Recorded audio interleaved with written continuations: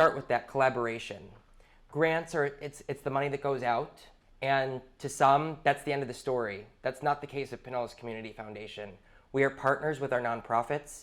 We are there with them in the trenches, addressing the tough community issues that we read about and see with our own eyes every day. So, grants.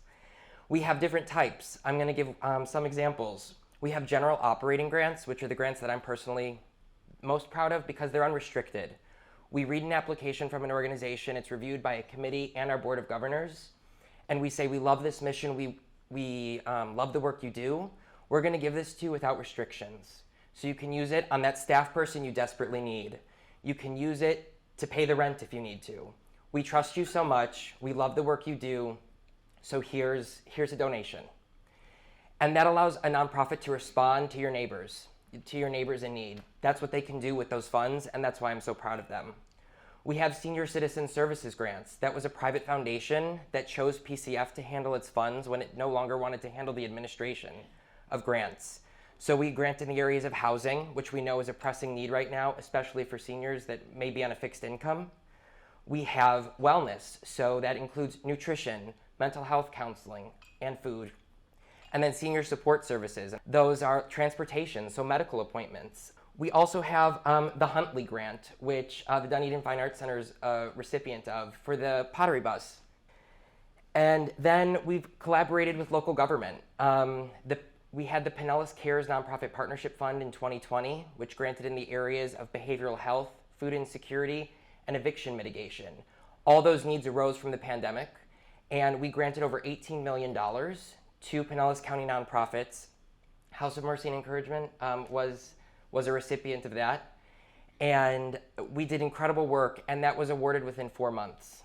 A lot of work took place in a quick period of time to address the needs of the community. And now we're in the middle of the ARPA Nonprofit Capital Project Fund, which is another $18 million that we're deploying to the community for capital needs. And these funds are helping all these nonprofits recover from the negative economic impact of the pandemic. We know arts and culture suffered greatly throughout the course of the pandemic due to capacity limitations, transmission, etc. And so these funds are helping repair that harm. And finally, we have our Social Justice Fund. This was started by a visionary donor of ours that then is bringing in more funds through other donors that helps correct injustices, whether that be housing injustice, racial injustice, economic injustice. And that is implementing a framework that's called trust-based philanthropy, that trust that I talked about with general operating grants. Here you go, we trust you to do the good work. This fund actually does that on a bigger scale. It has a specific fund advisor that partners with the nonprofits. I can help build your website. I can help you brainstorm ideas for other grants. This fund really walks hand in hand with those nonprofits and helps them grow. And some of those have gone on to receive CARES funding. There was one organization called Rhythm Changes that did drum circles for kids and showed progress in their mental health from drum circles. It's incredible the creativity that we have here in our community.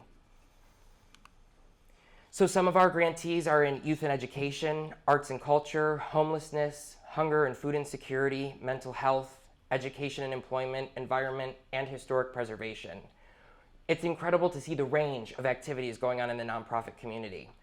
And these don't just happen in isolation. When I say arts and culture, I'm also talking about mental health, just like I talked about with the drum circles. Art is an input.